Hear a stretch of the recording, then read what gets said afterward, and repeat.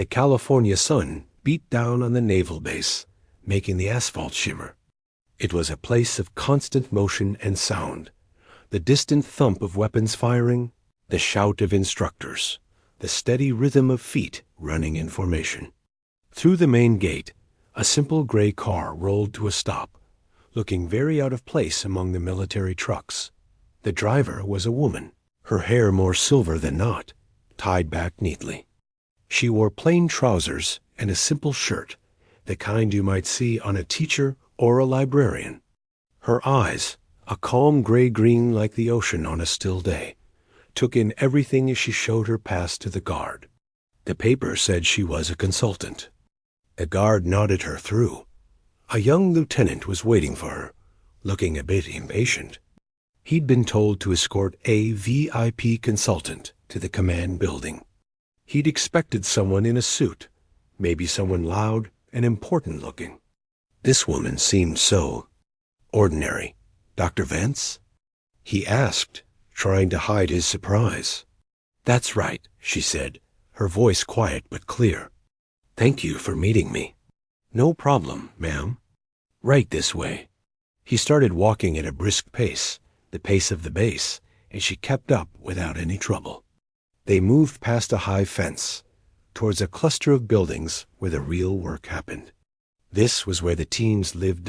As they walked, a group of men came around a corner. They were dripping wet, having just jumped out of the training pool. Their muscles were hard from constant work, and they moved with a loose, confident energy. They were laughing, shoving each other playfully, full of the feeling of being young and strong and part of the best. The lieutenant nodded at them. One of the swimmers, a man with an easy smile and the look of someone new to this elite world, nodded back. His eyes flicked to the woman walking beside the officer. He saw no uniform, no badge, no sign of rank. She just looked like someone's quiet aunt who had taken a wrong turn. A joke popped into his head. A little joke to make his buddies smile. As the woman and the lieutenant passed, he called out, his voice full of playful mischief. Hey, sir! You should inquire her rank for me. He grinned, winking at his friends. Gotta know who we're saluting around here. His friends snorted, a couple of them chuckling. It was a silly thing to say, a small joke about the military's love for rules and salutes. They all looked at the woman, expecting her to look flustered or confused, or to maybe even smile at the joke. She did none of those things. She simply turned her head. Her eyes met the joking man's. Her face was still, no anger in it, but no smile either. It was just calm. She held his gaze for just a second longer than was comfortable. In that second, the laughter from his friends died down. Then she turned back and continued walking, her steps not slowing at all. The young lieutenant's ears turned red. He hurried her along, throwing a sharp look over his shoulder. Ignore them, ma'am. They just got out of the water, probably still have it in their ears. Of course, she said, her voice still even. Back with the swimmers, the mood had shifted. The man who had made the joke, the one with the easy smile, found his smile had faded. His friends elbowed him. Smooth, real smooth, one said, but the teasing didn't land right. Who was that? Another asked. Some civilian consultant, probably, the joking man said, trying to get his swagger back. But he couldn't shake the feeling of those eyes. They weren't the eyes of someone who was offended. They were the eyes of someone who was measuring. Like she had seen him completely, his joke, his pride, everything, and had just quietly filed it away. He gave a little shake of his head, as if to clear a strange feeling, and followed his buddies towards the showers. The sun felt a little hotter than before. Meanwhile, the woman, Dr. Vance, followed the lieutenant into a cool, dim building. The sounds of the base became muffled. They walked down a hallway lined with closed doors and pictures of serious-looking men in old uniforms. The lieutenant stopped at a heavy door, knocked twice, and opened it. Inside was an office with maps on every wall. A man with short hair and a serious face stood up from behind a desk. He wore the uniform of a commander. He didn't look like the joking type at all. "Dr. Vance," the commander said, and he came around the desk. He didn't shake her hand. Instead, he gave a small, respectful nod. "It's good to see you again. Thank you for coming on such short notice." "It's no trouble," she said, finally allowing a small, professional smile to touch her lips. The young lieutenant stood in the doorway, confused. The commander was treating this plain-looking woman like a visiting general. The commander noticed him standing there. "Lieutenant, you can wait outside. The Master Chief will be along in a moment. He needs a word with you." The lieutenant stepped back, closing the door. He stood in the quiet hallway, hearing the low murmur of voices begin inside the office. He thought about the joke by the pool, the woman's calm eyes, and the way the commander had just nodded to her. For the first time, he had a sinking feeling that Petty Officer Riggs, the man with the easy smile, had just made a very, very big mistake. The door to the commander's office clicked shut, leaving the lieutenant in the quiet hallway. The low murmur of voices from inside was a soft, serious sound. He could not make out the words, but the tone was clear. It was the tone of important business. He stood up a little straighter, adjusting his uniform. A few minutes later, a man turned the corner. This man did not walk so much as he seemed to roll forward, like a ship moving through a calm sea. He was older, his face lined from years in the sun and the wind. His uniform was perfect, but it was the look in his eyes that said everything. This was the Master Chief, the senior enlisted man for the team. He was the one who really knew how everything worked. The Master Chief nodded at the lieutenant. "She's inside?" he asked, his voice a low rumble. "Yes, Master Chief, with the commander." The Master Chief gave a slow, thoughtful nod. He glanced at the closed door, and for just a second, something like respect, or maybe memory, passed over his face. Then he looked back at the lieutenant. "You were the escort. You came from the gate with her." "Yes, Master Chief." "You passed the pool. You passed Petty Officer Riggs and his crew." The lieutenant felt his neck grow warm. "Yes, Master Chief." The Master Chief's eyes seemed to get a little sharper. "And Riggs, he decided to be funny, didn't he?" The lieutenant didn't know what to say. He didn't want to get the man in trouble, but he couldn't lie to the Master Chief. He stayed silent, which was answer enough. The Master Chief let out a long, slow breath. It wasn't quite a sigh. It was the sound of a man who had seen this sort of thing before, and was always disappointed by it. He looked down at his own shoes for a moment, then back up. "Tell me, Lieutenant," he said, his voice even quieter. "What do you think you just escorted into this building?" The lieutenant blinked. "A consultant, Master Chief. A Dr. Vance. Her paperwork said—" "I know what her paperwork says." The Master Chief interrupted gently. "I'm asking what you think." The lieutenant was lost. He thought of the woman's plain clothes, her quiet voice. I'm not sure, Master Chief." Inside the office, the voices rose slightly. They heard the commander say a few clear words. "The logistics for the northern corridor are still the problem. If we use the old method, we risk exposure." Then they heard her voice, Dr. Vance's voice. It was still calm, but now it was full of a quiet authority. "The old method is not an option. You need the blind drop protocol I designed for Operation Silent River. The assets are still in place. I'll give you the access sequences." The lieutenant felt a chill that had nothing to do with the air conditioning. Operation Silent River. He had heard whispers of that. A mission from years ago, something that was almost legend. And she had designed a protocol for it? The Master Chief was watching his face. He saw the understanding begin to dawn there. That woman in there, the Master Chief said softly, has forgotten more about getting people in and out of bad places than most operators will ever learn. She doesn't carry a rifle. She carries a mind that builds roads where there are none. And Petty Officer Riggs just asked for her rank as a joke. He let that sit in the air for a moment. The weight of it pressed down on the young lieutenant. "What do I do, Master Chief?" the lieutenant asked.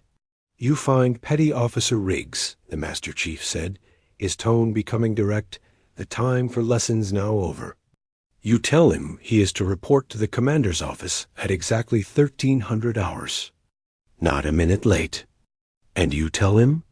The Master Chief paused, making sure the next words would be remembered. "You tell him to bring his brain with him this time, because he's going to need it." The lieutenant swallowed. "Yes, Master Chief." As he walked quickly back down the hall, the order ringing in his ears, he saw two senior chiefs from another team walking towards him. They were deep in conversation. "Heard she's on base," one was saying. "Captain Vance?" The other asked, his head snapping up. "Here? Are you sure?" "Positive. Just saw her car." The second chief whistled low, a sound of pure surprise. "Well, I'll be.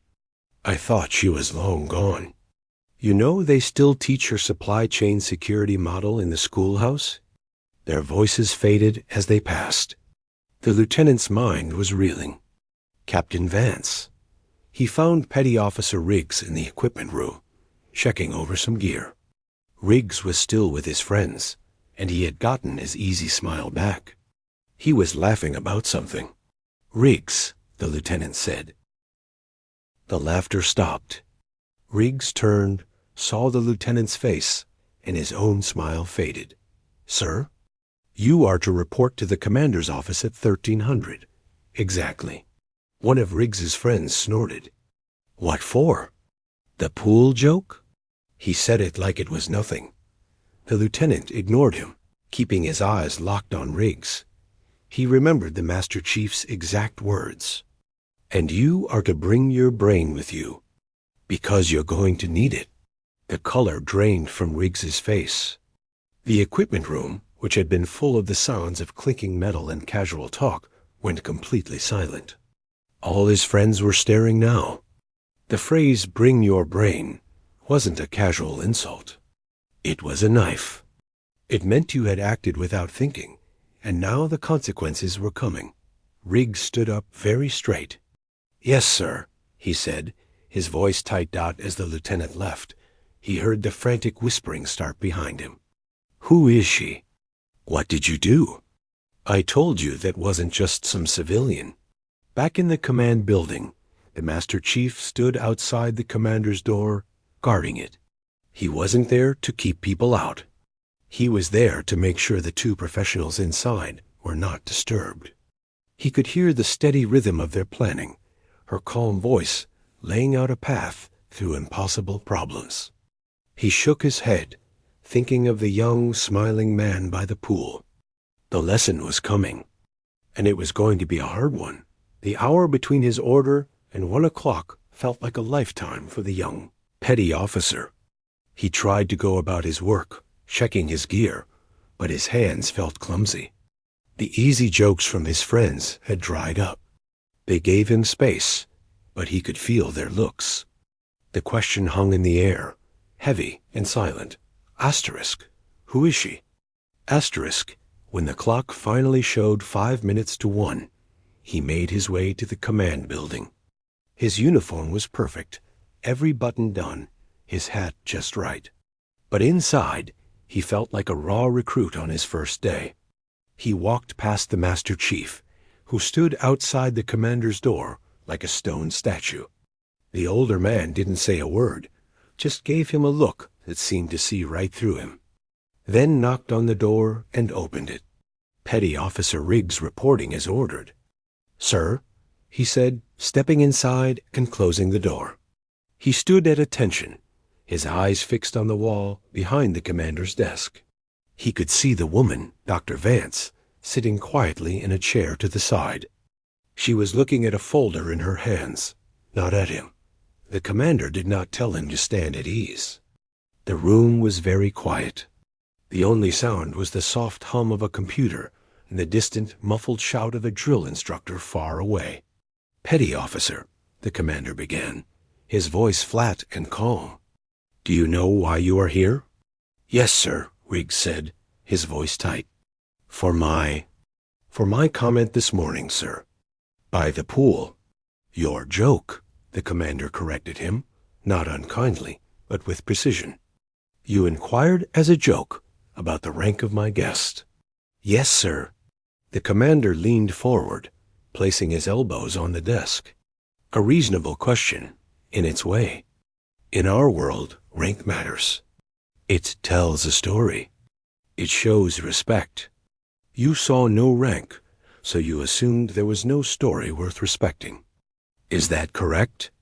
Riggs felt a bead of sweat trickle down his spine.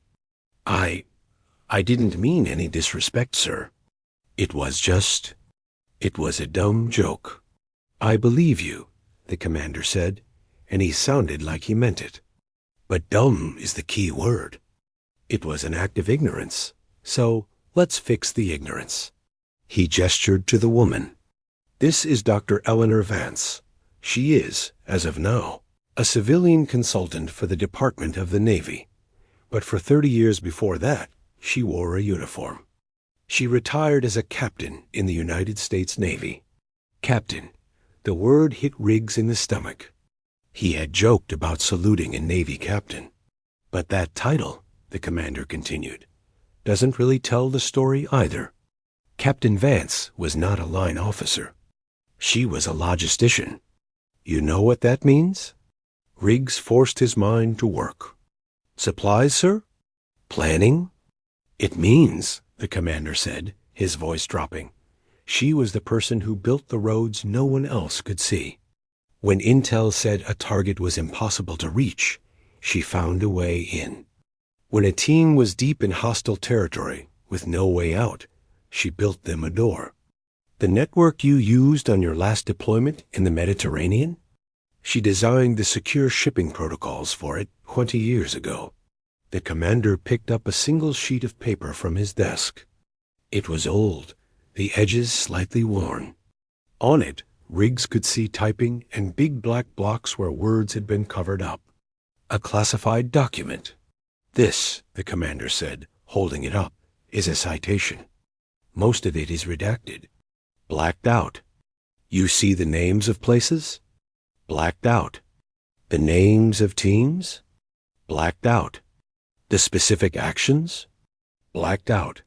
He pointed to the bottom of the page. "But you see that? The award? And you see that signature?" Riggs's eyes strained. The signature was a scribble, but the printed name beneath, it was one he recognized from history books. A very high-ranking name. "This citation," the commander said slowly, "is for actions she took not with a weapon, but with a map and a radio, under direct fire, to keep an entire element from being wiped out. She has forgotten more about sacrifice and service than you have yet learned." He put the paper down. The silence that followed was so thick Riggs felt he could barely breathe. He dared to glance at the woman. She had closed her folder and was now looking at him. Her expression wasn't angry. It was patient, like a teacher waiting for a student to finally understand the lesson. "The disrespect," the commander said, "is not that you joked about a captain. It is that you dismissed a warrior. You looked at someone who has spent a lifetime in the shadows, making sure the light shines on people like you, and you saw nothing. You saw a punchline." Riggs felt a hot shame wash over him, so intense it was almost physical. He thought he understood respect. He saluted officers. He followed orders. But this was a different kind of respect, a respect for the history you couldn't see, for the people who built the foundation you stood on. "I understand, sir," Riggs said, and this time his voice was different. The stiffness was gone, replaced by a raw honesty. "I am truly sorry, sir. To you and to the captain." The commander studied him for a long moment. He looked at the Master Chief, who had been standing silently by the door. The Master Chief gave a single, almost invisible nod. "Good," the commander said. "Understanding is the first step. The next step is making it right. This isn't about punishment, petty officer. It's about restoration. You will make this right. By the old way. Do you understand?" Riggs didn't understand at all. "The old way, sir?" The commander finally looked at the Master Chief. "Master Chief will explain it to you. You are dismissed." Riggs saluted, turned sharply, and walked out of the office. The door closed behind him. In the hallway, the Master Chief looked at his pale face. "Come on," the Master Chief said, his voice a little softer now. "Let's take a walk." As they stepped out of the building, the bright sun felt harsh to Riggs. He felt exposed, as if everyone could see the shame on him.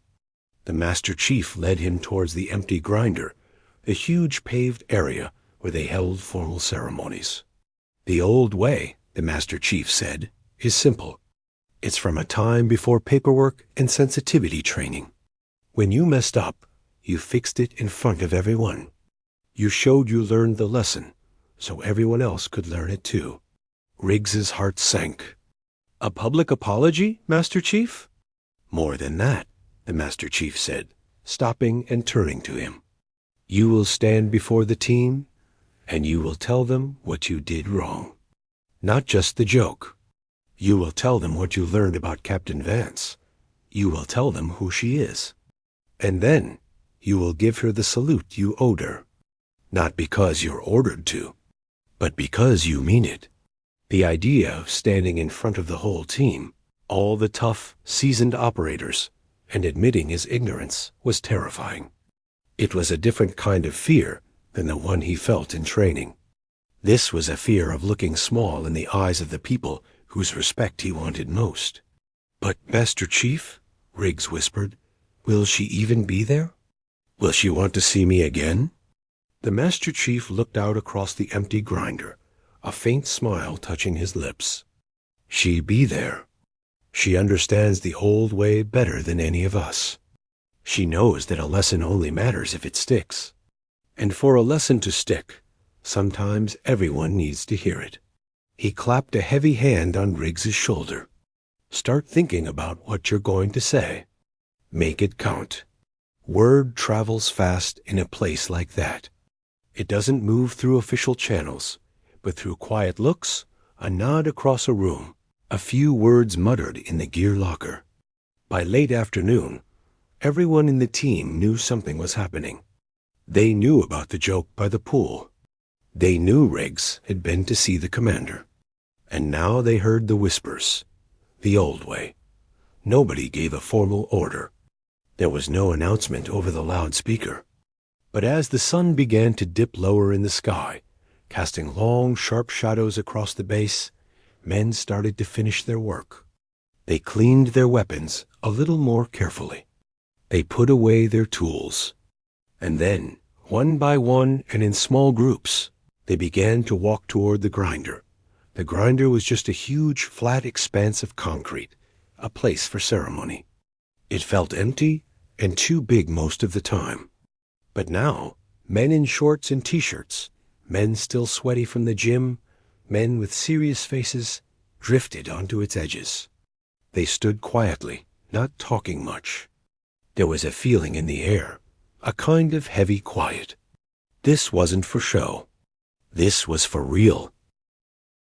The young petty officer stood near the Master Chief at one end of the concrete field. He felt like he might be sick. His hands were cold, even in the warm evening air. He could see his friends, his teammates, standing there. He saw the senior operators, the men whose opinions shaped the world inside the team.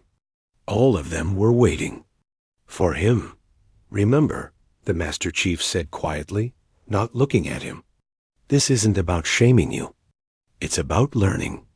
For all of us, just say what you know to be true." Then he saw her. Dr. Vance, Captain Vance, walked out from the command building with the commander. She was still in her simple civilian clothes. She looked small and out of place next to the commander in his uniform, but she walked with a straight back, her head held high. They stopped a little way off, near the front. She did not look at the crowd. She just waited, her hands folded in front of her. The Master Chief gave Riggs a small nudge. It was time. His legs felt like wood as he walked forward onto the open concrete. The sound of his boots seemed too loud in the quiet. 100 pairs of eyes were on him. He stopped and turned to face them. For a second, his mind went completely blank. All he could see was a sea of quiet, watching faces. He took a deep, shaky breath. The words felt stuck in his throat. He began, and his voice cracked. He cleared his throat, feeling his face burn. This morning, by the pool, I saw someone I didn't know. I made a joke. I asked the lieutenant to inquire her rank. He forced himself to look at the men, not over their heads. I thought it was funny. I thought she was nobody. I was wrong. The words started to come a little easier now, pushed out by the weight of the feeling inside him. I was told to report to the commander. He told me who she is. She is Dr. Eleanor Vance. She is a retired Navy captain. He heard a low murmur run through the crowd. Captain. The word meant something here. But that's just the start of it, Riggs continued, his voice growing stronger. He told me she spent 30 years building the roads we walk on. When we have a way in where there isn't one, or a way out when we're trapped, chances are she helped draw the map. She planned missions we only hear whispers about. She has a citation for valor, signed at a level I can't even really imagine. He paused, swallowing hard. My joke, it wasn't just disrespectful. It was blind. I looked at a person who has given everything to this life, to making sure people like us can do our jobs and come home safe. And I saw a target for a laugh. I didn't see a warrior. I didn't see a legacy. I saw nothing. And that is my failure. The grinder was utterly silent now. The only sound was the faint flagpole rope clinking in the breeze. I stand before you to acknowledge that failure, Riggs said. He turned his body, squarely facing the woman in the civilian clothes, and to try and make it right. He took one more deep breath, filling his lungs.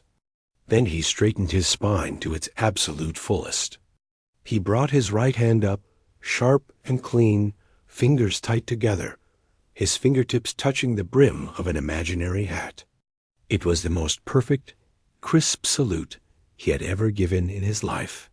It wasn't from his arm. It was from his heart. Every bit of his shame, his new understanding, and his respect was in that still, sharp gesture. For a long, aching second, nothing happened. He stood there, holding the salute, his eyes fixed ahead, his heart pounding in his ears. Then, from the corner of his eye, he saw movement. Commander Hicks, standing beside her, turned sharply. He brought his own hand up in a formal, powerful salute, his eyes on Captain Vance. A beat later, the Master Chief did the same, his salute like iron dot, and it was like a wave rolling across the concrete. One of the senior chiefs, a man with a grizzled beard, snapped a salute. Then the man next to him, then another, and another. It spread through the crowd of operators, these tough men who rarely saluted anyone outside of official ceremony.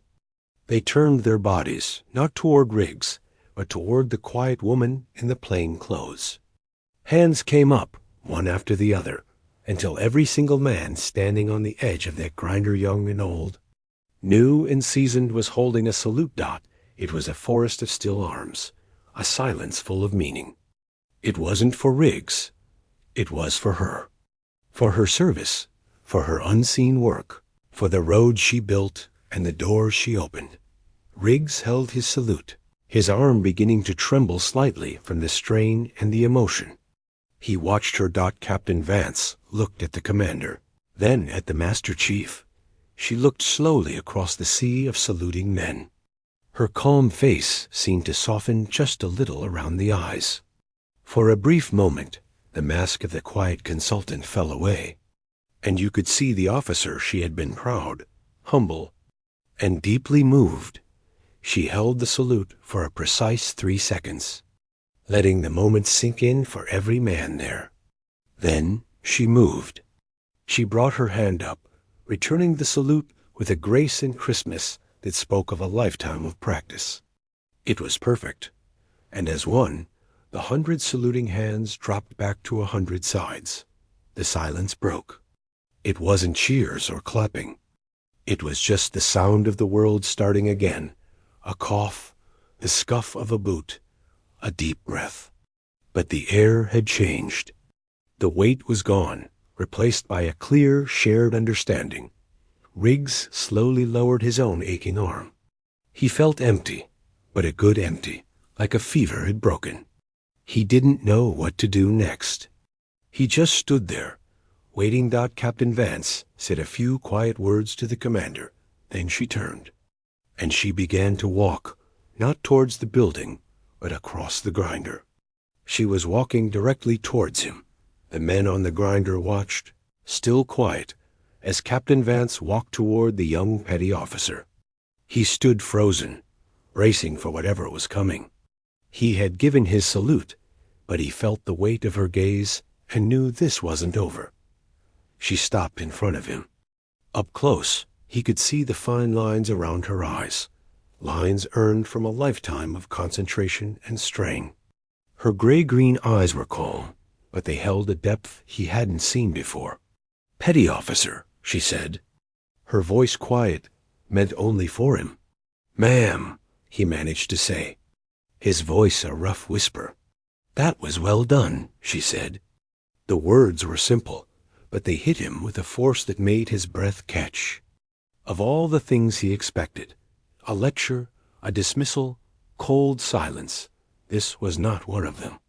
It takes a different kind of courage to stand before your brothers and speak the truth about a mistake. "I know that." He just nodded, unable to find any words. She looked at him for a long moment, as if making a decision. "Walk with me," she said, and she turned, not back toward the officers, but toward a quieter path that led along the fence line, away from the crowd. He fell into step beside her, his mind racing. The other men slowly began to drift away, back to their rooms, their tasks, but many glanced over their shoulders. The image of the young sailor, walking with the captain, burning into their memory. They walked in silence for a little while. The only sounds were their footsteps and the distant, rhythmic crash of waves from the beach beyond the base. The tension in his shoulders began to ease, just a little, in the quiet.